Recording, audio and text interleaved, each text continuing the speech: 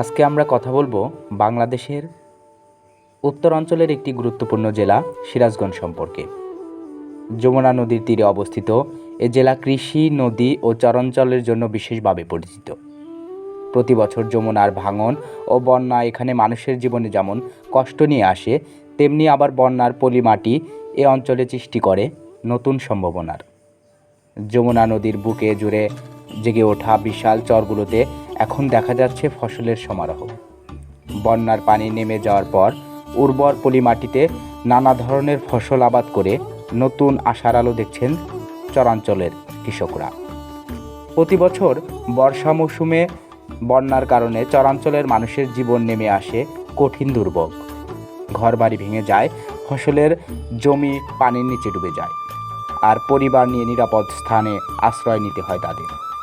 এই সময়টাতে তাদের জীবনে যেন নেমে আসে ঘোর অন্ধকার। তবে বন্যার পানি নেমে গেলে আবার নতুন আশায় বুক ভেদে তারা ফিরে আসে নিজেদের চরে, নতুন করে গড়ে তোলে বসতি এবং শুরু করে চাষাবাদ। বন্যার পানির সঙ্গে জমিতে জমা হয় নতুন পলি মাটি। এই পলি মাটি জমির উর্বরতা অনেক বাড়িয়ে দেয়, ফলে খুবই কম খরচেই এখানে প্রচুর ফসল উৎপাদন করা সম্ভব হয়।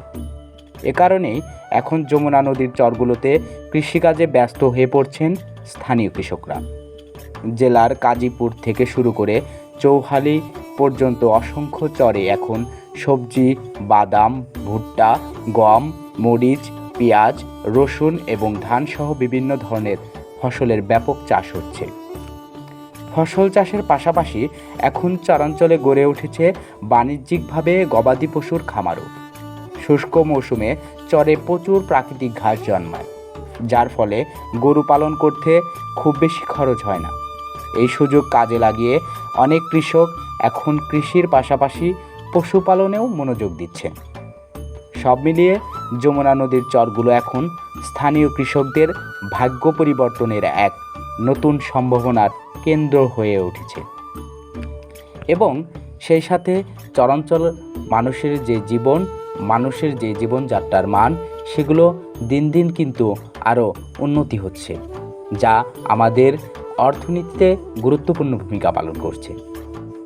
আমরা এইটাই চাই যে আগামীতে যেন আমাদের এই চরাঞ্চলের মানুষরা যাতে তাদের জীবনমান উন্নতি করতে পারে, এবং সেই সাথে দেশের অর্থনীতিতে গুরুত্বপূর্ণ ভূমিকা পালন করতে পারে। ভালো থাকবেন, সুস্থ থাকবেন। আল্লাহ হাফেজ।